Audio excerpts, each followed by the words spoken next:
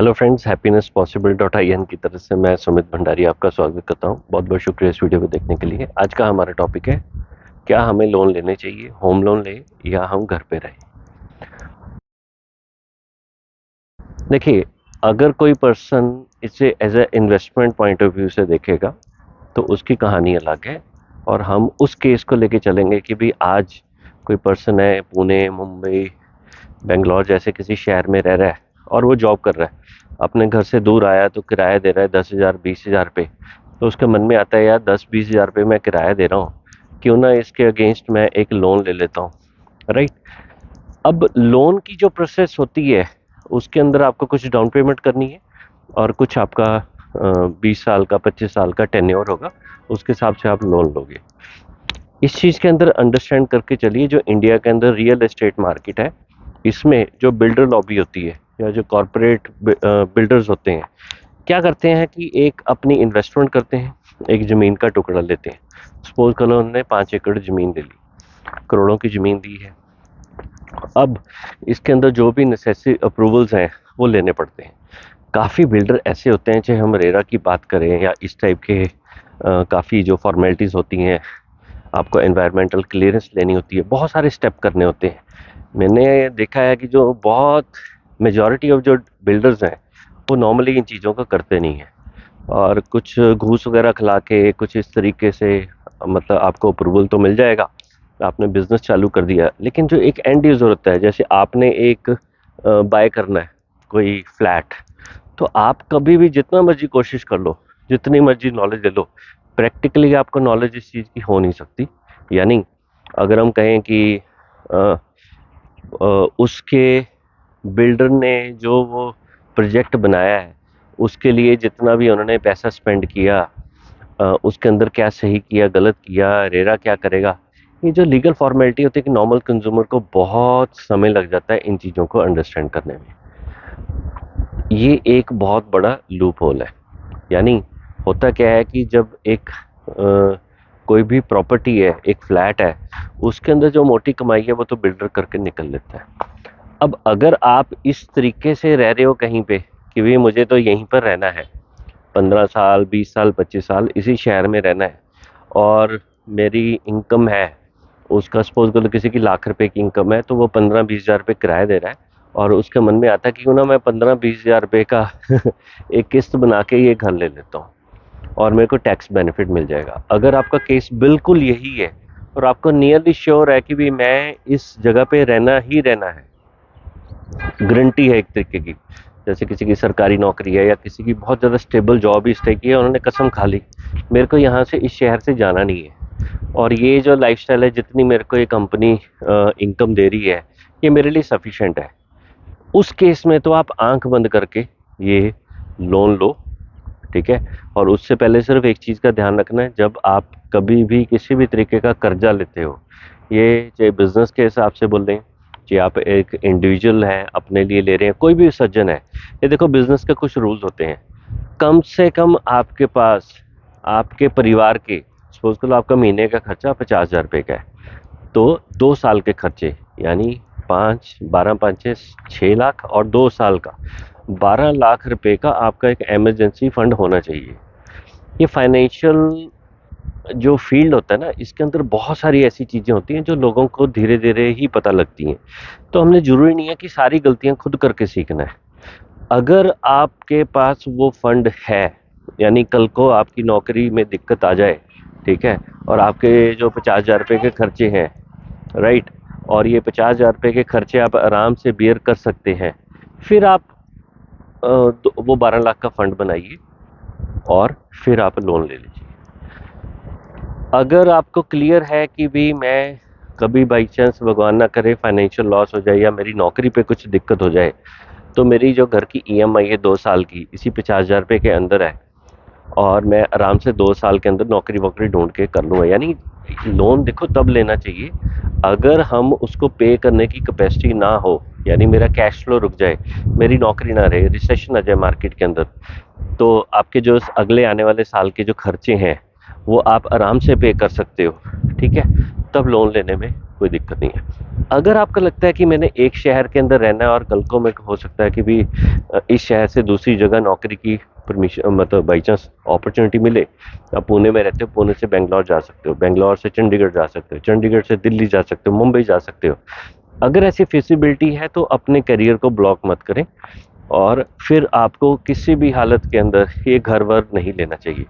उस केस में अगर आपको लगता है कि भी कुछ पैसा मेरे पास पड़ा है और मेरे को एज ए इन्वेस्ट करना है कहीं पे, तो कोशिश करिए कोई लोन वोन की बजाय धीरे धीरे या तो कोई प्लॉट ले लीजिए, ठीक है, कहीं पे भी ऐसी जगह जैसे आपका पैतृक यानी जो एंसेस्ट्रल प्लेस है, जहाँ पे आपको लगता है कि नहीं मेरे माँ बाप है, मेरा भाई बहन है, मेरे रिश्तेदार हैं, कज़न है, जो उस सपोर्ट सिस्टम को हैंडल कर लेंगे। जो भी आप प्रॉपर्टी लेते हैं उसको हैंडल करना भी आप या तो आप फिजिकली देखेंगे, या फिर आपकी एब्सेंस के अंदर आप कहीं और चले गए, दूर चले गए, दूर गांव चले गए 6 महीने के लिए, 2 साल के लिए, 5 साल के लिए कहीं चले गए, तो उस केस में आपकी एब्सेंस में अगर एक तो अगर अपने को क्लैरिटी है कि मेरे भाई बहन रिश्तेदार हैं सारे वो इस प्रॉपर्टी को हैंडल कर सकते हैं, तब उस केस में ले लो, लोन वोन ले लो।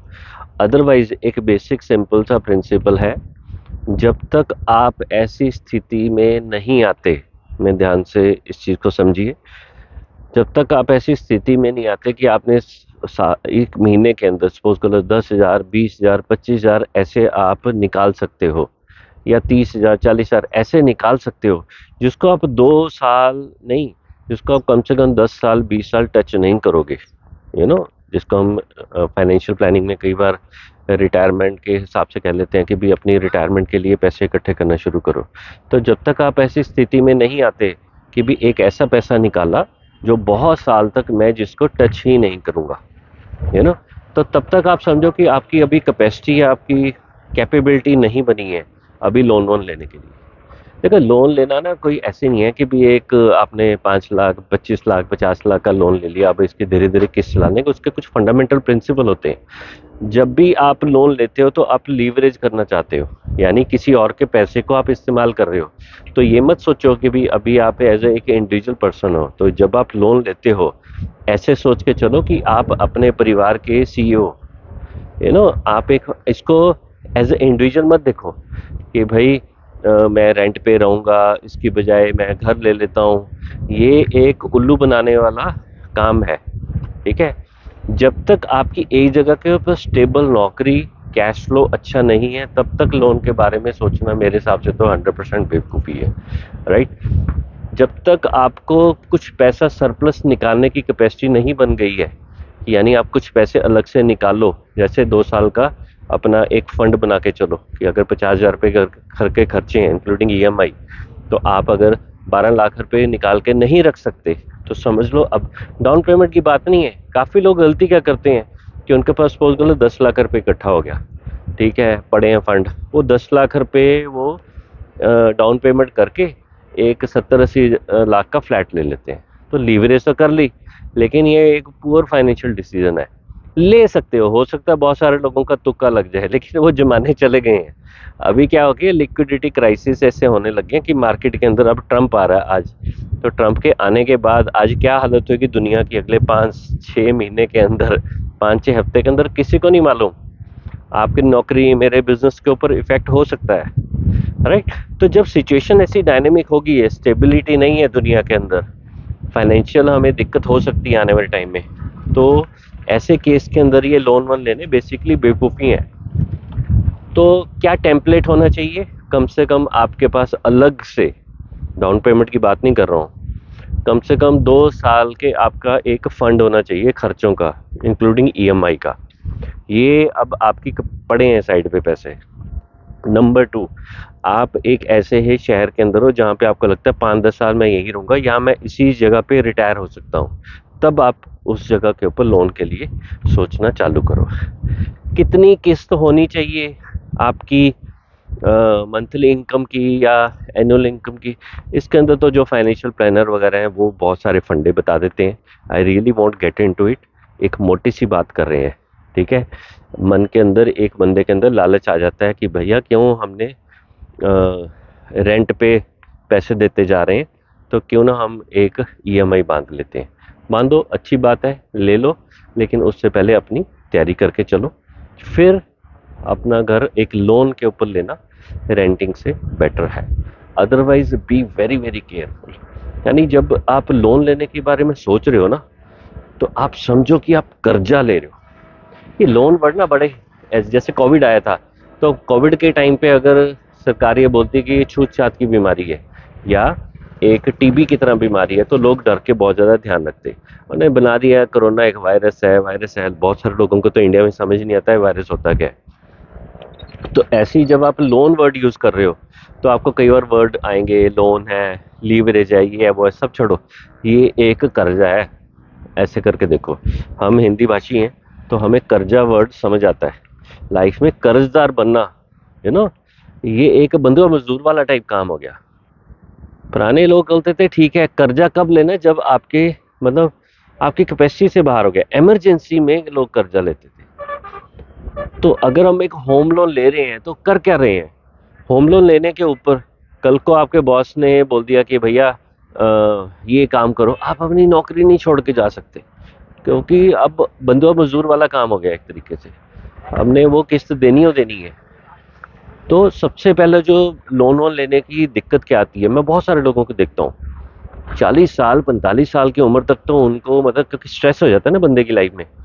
घर तो बना लिया 3 BHK बढ़िया से ले लिया। कितने लोगों को मैं जानता हूँ जिन्होंने लोन वोन लेने के बाद उनको एक बहुत यंग एज के अंदर बीपी वगैरह की प्रॉब्लम स्टार्ट हो गई है। क्योंकि जो स्ट्रेस होते हैं ना, जॉब के अपने स्ट्रेस है, काम कर रहे हैं, बॉस का अपना स्ट्रेस है, ठीक है, और उसके साथ लोन का अलग स्ट्रेस है। क्या जरूरत है?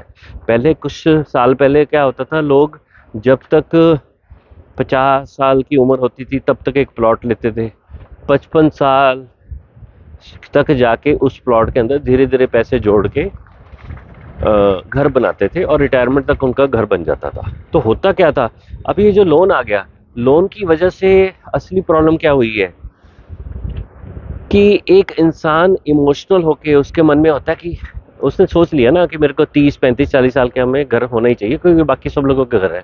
टोटल बेवकूफ़ी है। आप मैक्सिमम लोग तो कंपैरिजन के चक्कर में लेते हैं कि फलाने ने घर ले लिया, मैं पीछे रह गया जिंदगी में। ऐसा कुछ नहीं है। हो क्या रहा है, जो होम लोन इंडस्ट्री है या ये जो कर्जे वाला सिस्टम है, इसके अंदर एक चीज को समझो। आप को लग रहा है कि प्रॉपर्टी के रेट बढ़ते जा रहे हैं, ठीक है, कि प्रॉपर्टी के रेट बहुत हाई स्पीड के ऊपर बढ़ रहे हैं, कहीं मैं पीछे न रह जाऊं।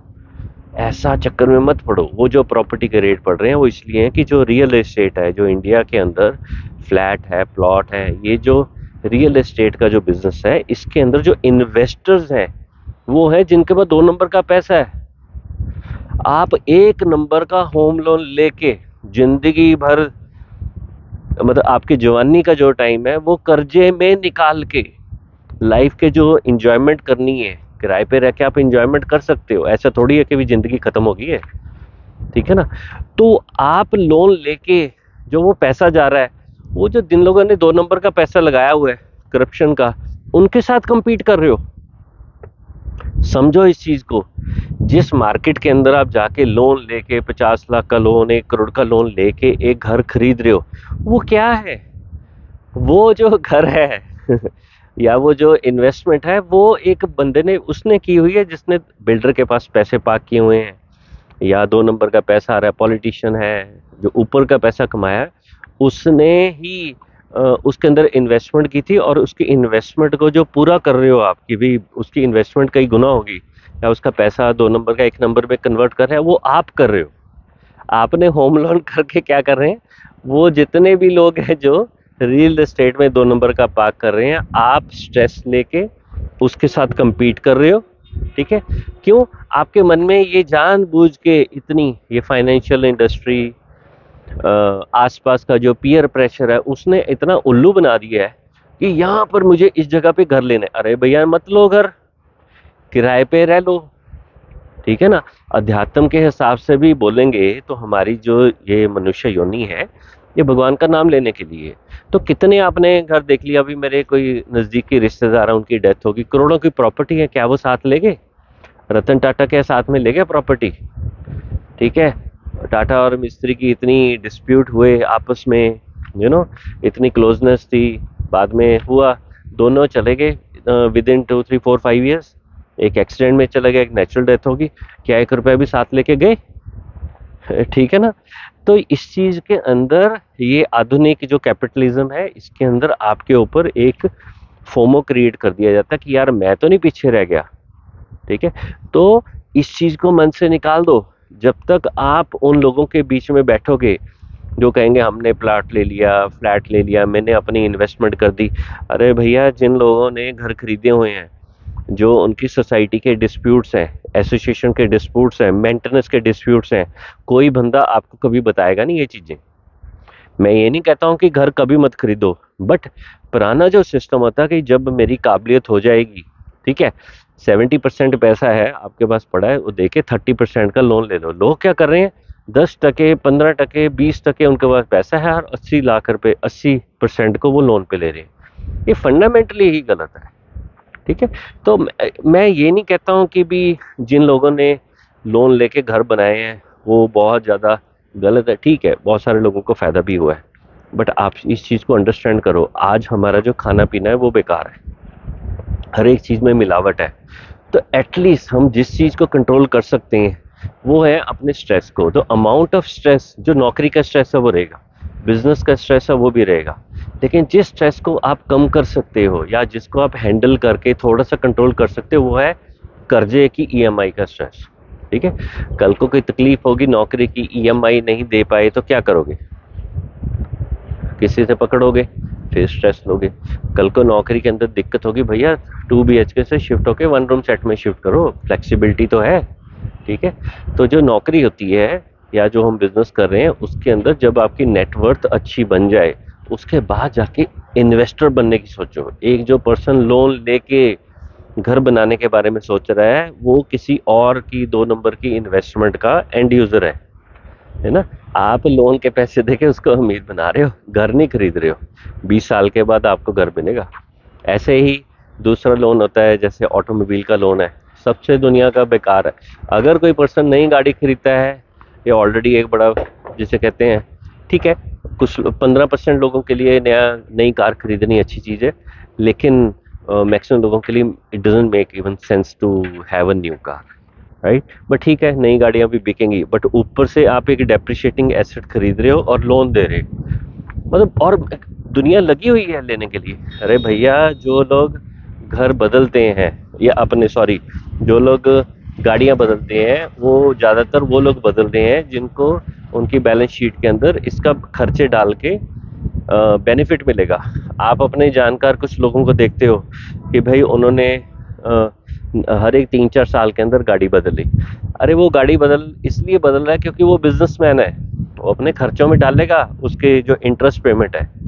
वो जो गाड़ी बदल रहा है, वो जो बिजनेसमैन है वो क्या करता है, कुछ टाइम के अंदर जो अपनी 3-4 साल के अंदर गाड़ी बदल ली, तो एक तो नई गाड़ी आ गई उनके पास। नंबर 2, जो 3-4 साल उन्होंने इंटरेस्ट पेमेंट की है लोन की, क्योंकि पहले जो अगर आपने 7 साल का लोन लिया है तो उसमें पहले जो कुछ साल है वो तो ज़्यादातर इंटरेस्ट में ही जाते हैं, वो इंटरेस्ट वो अपने खर्चों में डालता है। ठीक है ना। और आप उसको देख रहे हैं, आपका कोई जानकार है, उसने कार ले ली लोन के ऊपर। अरे भैया, वो उसमें से फायदा कर रहा है और कार के मजे ले रहा है। आप अगर नॉर्मल एम्प्लॉय हो, सैलरीड पर्सन हो, आपको तो लोन के ऊपर गाड़ी लेना बेसिकली बेवकूफ़ी हो है। ले लो 3 साल 4 साल पुरानी गाड़ी, डेप्रिशिएटेड एसेट को बाय करो। तरीके होते हैं खरीदने के, ठीक है ना।